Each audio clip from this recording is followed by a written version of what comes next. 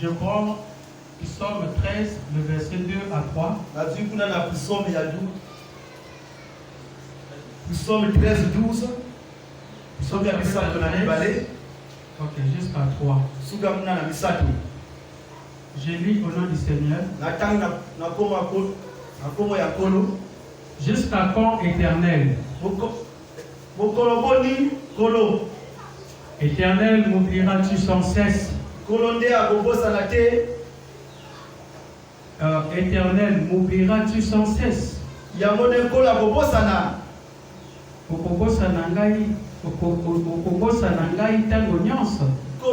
Sans cesse, c'est comme ça. Jusqu'à quand me cacheras-tu ta face? Jusqu'à quand aurais-je des soucis dans mon âme?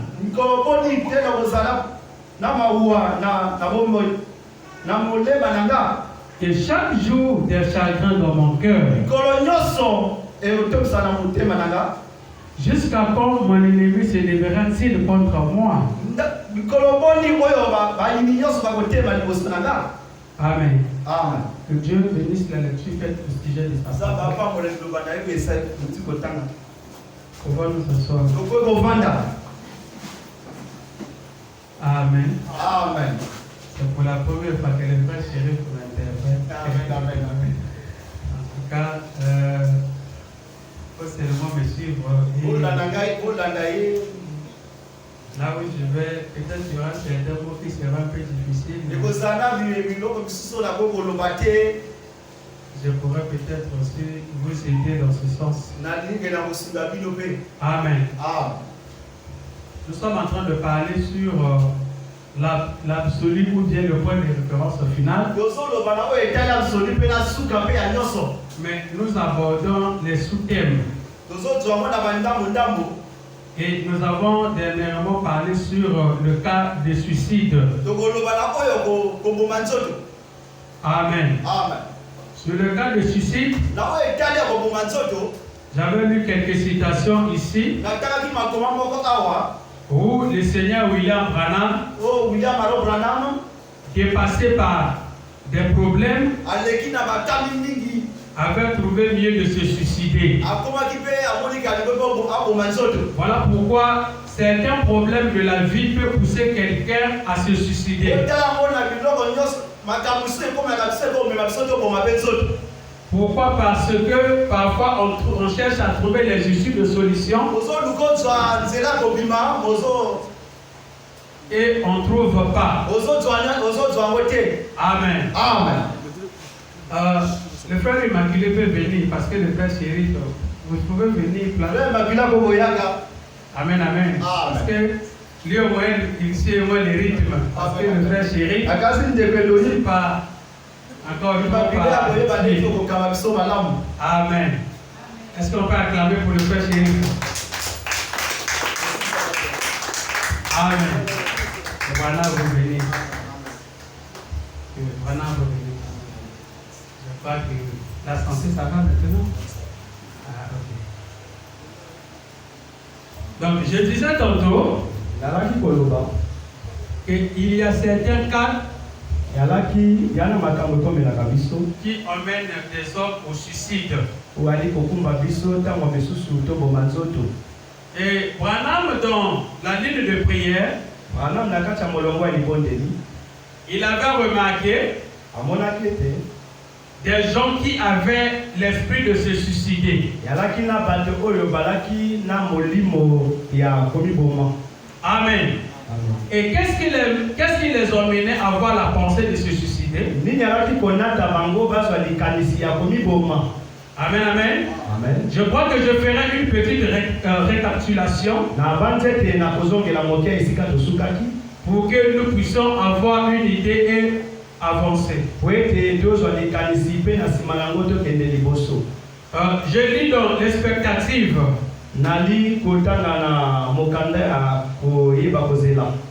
Prêché le 8-11e mois 1953. Je suis au paragraphe 51. William Branham dit: bonsoir messieurs. Bonsoir, messieurs. Maintenant, il y a quelque chose d'étrange à ton sujet, monsieur. Satan voulait t'ôter la vie. Tu es complètement bouleversé. Tu crois que tu as tant péché que ton jour de grâce est passé.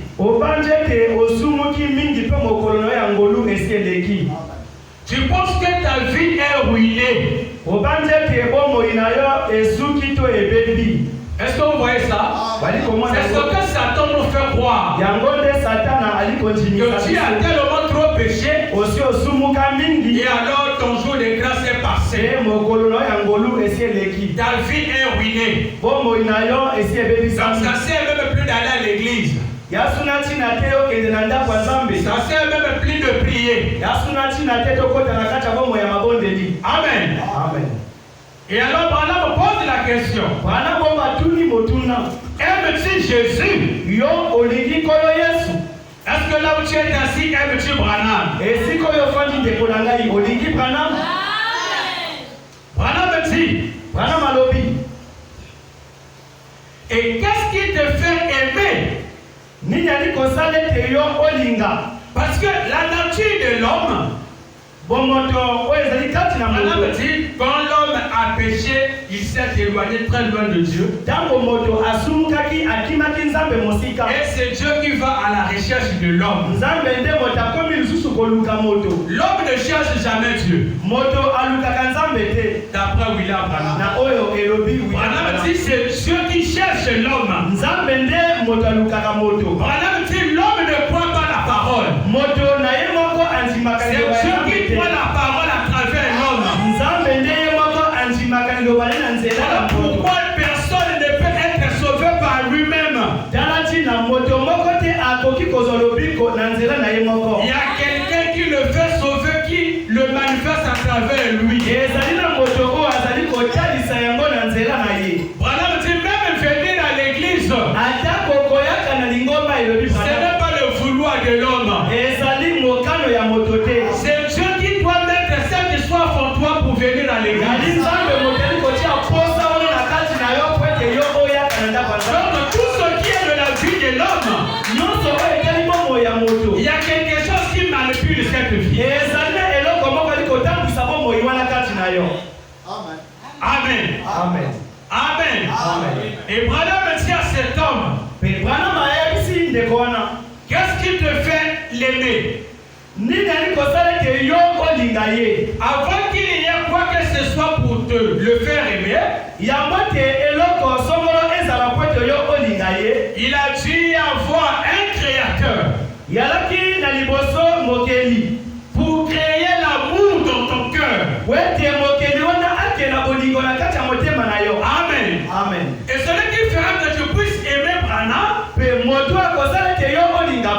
parce que c'est lui qui est le créateur qui a créé cet amour dans ton cœur. Voilà pourquoi le diable nous fait croire que comme nous sommes des humains et qu'on a trop péché, et alors on n'est plus fils ou fille de Dieu. Branham dit, est-ce vrai? Et si tu as ton péché, ça maintenant c'est Dieu qui répond à l'homme qui avait ce genre de pensée qui le poussait à se suicider. Et si tu as ton péché que ton jour de grâce est passé, tu haïras Jésus. C'est-à-dire que tu haïras Branham. Amen. Amen. Mais tu l'aimes. Et tu es en ordre. Et le diable te montre tout simplement. Amen. Amen. Et voilà pourquoi il y a des cas de suicide que nous remarquons dans la vie sociale. Parfois on se dit, mais pourquoi cette femme s'est suicidée? Parce que Satan vient avec cette tentation. Tu te feras dire que tel que tu es là, tu n'es plus important dans la vie. Parce que tu n'as pas le travail, tu n'es pas marié, tu n'as pas l'argent. Et regardez d'abord, quand tu vois ta manière de vivre, c'est comme si tu ne vis pas. Au lieu que les gens se moquent de toi, au lieu que tu sois un homme sans valeur dans la vie, Dieu va te susciter et mettre fin à ta vie.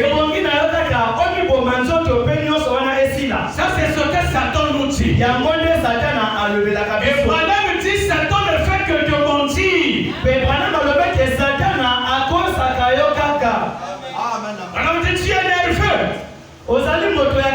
Savez-vous que les soucis de la vie amènent la nervosité? Branham va dire ça ici. Il va dire que la nervosité est une mauvaise chose. Cela est dû au souci de la vie. Quand tu penses toi quelque chose, et que soit tu as un projet, tu te dis que mon projet là, il faut que ça puisse se réussir. Et tu remarques que le projet là, à bientôt, ça va réussir. À un moment donné, ça s'est déjoué. Seigneur, et pourtant j'avais déjà pris des propositions pour comme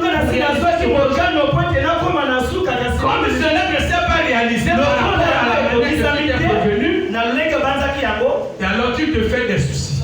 Et comme tu te fais des soucis là-dessus, ça va créer en toi la nervosité. Puis là, Branham m'a dit, je vais lire. Vous êtes avec moi?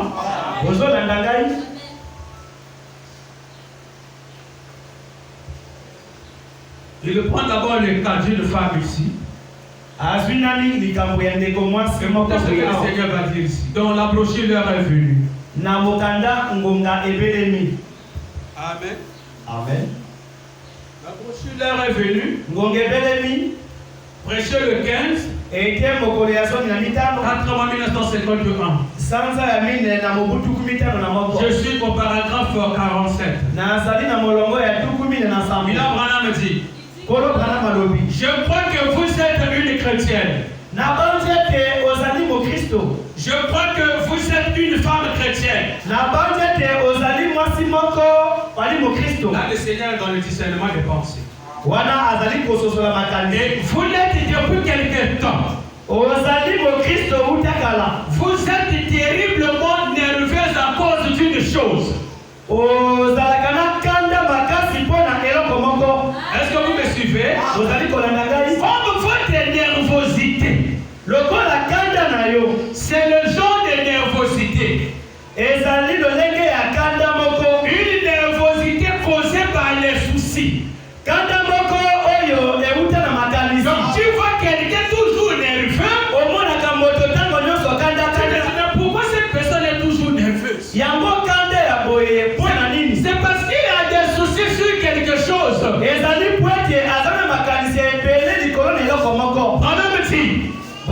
Non, c'est pas vrai. Vous êtes une personne formidable. Donc en te voyant, tu es une bonne personne. Vous portez aussi les problèmes des autres personnes. Toi, tu as tes propres problèmes. Tu prends encore des problèmes d'autres personnes. Cherchez à trouver des solutions. Et comme il n'y a pas de solution,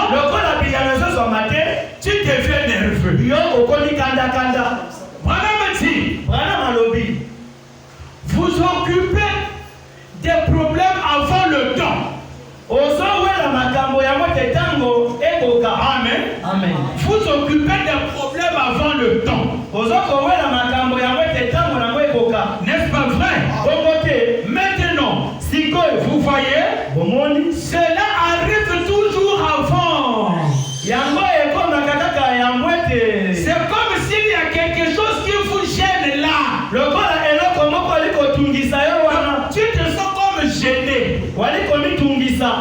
tu cherches toujours des issues pour trouver des solutions, tu n'arrives pas. Voilà me dit, car vous avez fait des projets. Peut-être ici ce soir il y a des gens qui ont des projets. Qui ont fait des projets. Voilà me dit, car vous avez fait des projets. Et ils ne se réalisent jamais comme prévu. Amen. Amen. Tu t'es fait un projet, mais au lieu que cela puisse arriver tel que tu l'attends, cela ne se réalise pas. Et alors tu deviens soucieux. Vous avez en tête quelque chose qui doit se concrétiser.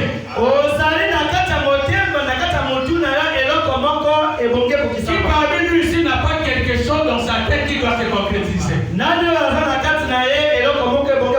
Tous nous en avons. Et Madame dit, et cela ne se concrétise pas. Cela va dans l'autre sens. N'est-ce pas vrai? Et vous êtes... et bien cela s'est arrêté sur moi juste un instant. C'est un peu difficile, hein? Maintenant que chacun prie s'il vous plaît. Est-ce que vous voyez? Donc quelqu'un qui a des soucis et dont les soucis ont provoqué la nervosité. Et non seulement la nervosité, madame dit les soucis provoquent beaucoup de maladies. Donc il y a des maladies, parfois tu te dis mais comment j'ai cette maladie? Comme toi tu as trop de soucis en toi, et alors les soucis là engendrent des maladies. Est-ce que vous êtes avec moi? Vous êtes avec moi? Le Seigneur me dit ici.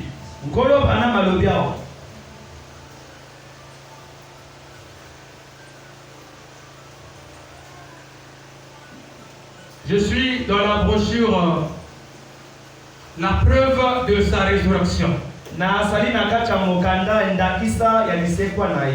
Prêché le 10-4 mois 1955. Je suis au paragraphe 288. Branham me dit ceci. Vous souffrez de la gastrite.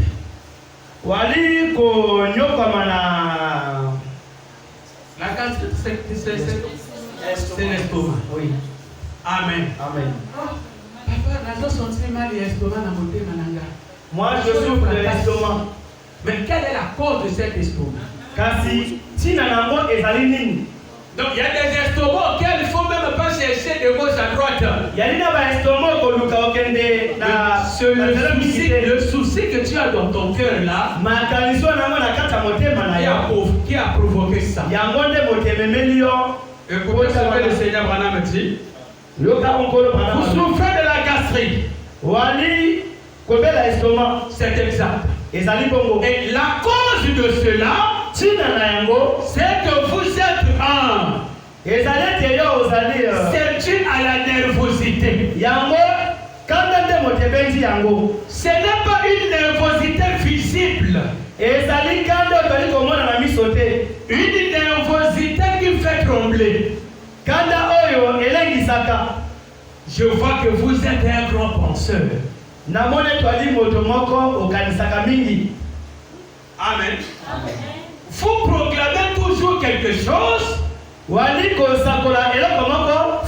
faites des soucis sur des choses à venir. Amen. Amen. Seigneur, comment ça va se faire? Ça va se réaliser comment? Mon projet de voyage là, je peux aller à l'étranger. Mais ça va se réaliser comment? Tu avais quelqu'un qui t'avait promis l'argent. Mais l'argent ne vient pas si vite. Le passeport ne sort pas si vite. Seigneur, comment je vais faire? Tu te fais des soucis. Seigneur, aide-moi. Tes soucis vont créer une nervosité en toi.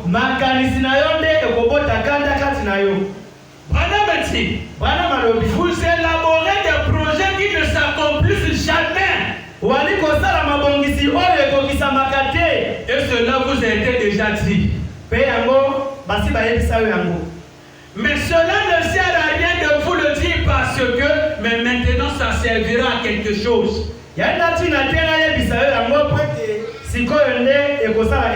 Parce que vous êtes guéri.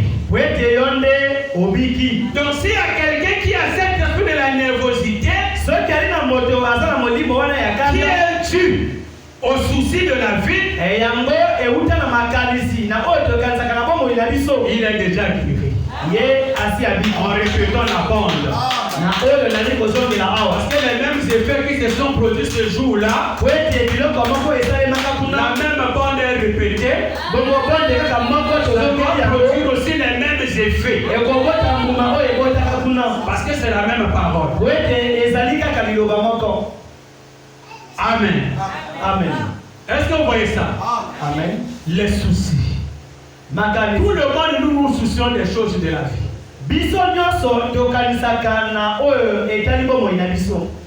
La preuve infaillible de la résurrection. Prêchez le 14. Premier mois 1957. Branham me dit, je suis au paragraphe 122. La nervosité est une chose horrible. Est-ce qu'on peut répéter ça? La nervosité est une chose horrible. La nervosité est une chose horrible. Ça fait mal. Et ça la capacité. Ça cause toutes sortes de maladies et tout. Amen. Amen. La nervosité, ça cause toute maladie et tout. Donc il y a des maladies auxquelles la cause de ces maladies-là, c'est la nervosité. Donc la nervosité, c'est le résultat des soucis. Bien qu'on a trop de soucis, on a accumulé des choses.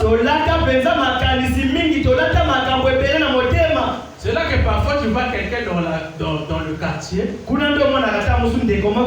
Il est toujours nerveux. Il ne dit jamais bonjour aux gens. Parfois tu marches dans la rue comme ça, tu vois quelqu'un parler seul. Il comme ça là.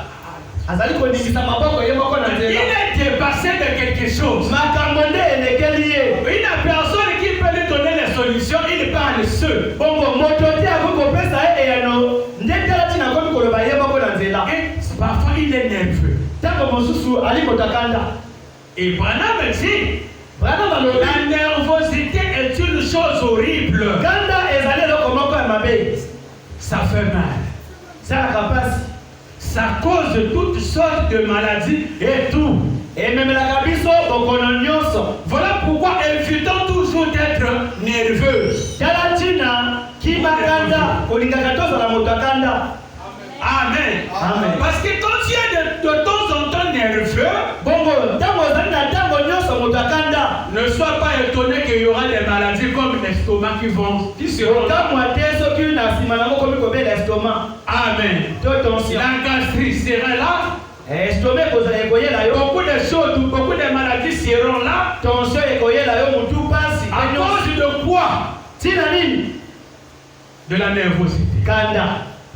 Qui est le résultat des soucis? Moi je suis malade.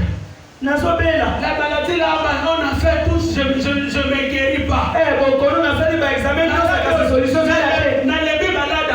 Moi je suis Ça c'est fatigué. quel genre de maladie?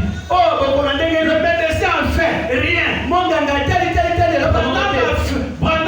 On a prié pour